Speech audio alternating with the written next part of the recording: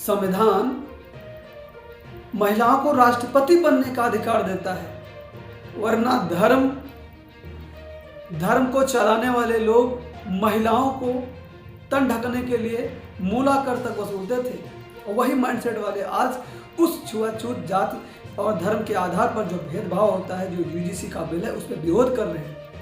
और विरोध वही लोग कर रहे हैं जो लोग गलत करते हैं। अच्छा नहीं, गलत करने के लिए लोग विरोध कर रहे हैं। आप सोचिए जरा, कानून बनाने वाले और कानून चलाने वाले और कानून को रोकने वाले वही लोग हैं जो लोग गलत करते हैं। आप सोचिए, इस देश को जो चलाने वाला सिस्टम है हमारे देश में, जो हमारे देश की जो पॉलिटिक्स है, वो 3 तरह से काम करती है। एक कार्यपालिका, विधायिका और न्यायपालिका। विधायिका विधि बनाती है, कानून बनाती है और उस विधि और कानून को कार्यपालिका लागू करवाती है पूरे देश में। और अगला जो है न्यायपालिका, वो क्या करती है? न्यायपालिका उस पर न्याय देने का काम करती है। न्यायपालिका में जो लोग बैठे हैं उनका जो नियुक्ति तरीका है, अगर आप जान जाओगे ना, कॉलेजियम सिस्टम। और कॉलेजियम सिस्टम होता क्या है आपको पता है? कॉलेजियम का मतलब होता है वो ऐसा स्थान जहाँ पे खेल होता।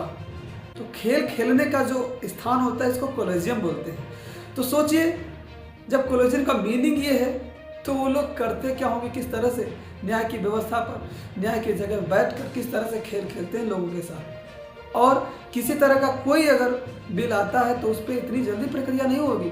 अभी देखो, किसानों का जो बिल आया था, लोग महीनों प्रदर्शन करते रहे, विरोध करते रहे, न्यायालय वाले नहीं सुना। तो ये पीढ़ी दर पीढ़ी चला रहा है कॉलेजियम सिस्टम। तो इसको भी बंद करने का, इसको भी रोक लगाने का और पारदर्शिता लाने का काम करना चाहिए। और हमारा मानना है ये यूजीसी का बिल सिर्फ और सिर्फ उच्च शिक्षण संस्थानों में ही नहीं, बल्कि पूरे भारत में जितने भी डिपार्टमेंट हैं, जितने भी विभाग चल रहे हैं, हर एक डिपार्टमेंट में ऐसा एक कानून लागू होना चाहिए और सख्ती से लागू होना चाहिए, जो धर्म, जाति और लिंग और विकलांगता के आधार पर जो लोग भेदभाव करते हैं उनके खिलाफ कड़ी से कड़ी कानूनी कार्रवाई होनी चाहिए। आप सोचो, जो न्यायपालिका न्याय करती है, संविधान से बिल्कुल अलग हट के काम करती है। जो नियुक्ति सिस्टम है वो कहीं पर उस तरह का कॉलेजियम सिस्टम का कहीं पर संविधान में जिक्र ही नहीं है। आप सोचिए और सोच करके अपनी भी राय इस वीडियो में जरूर दीजिएगा। जय हिंद।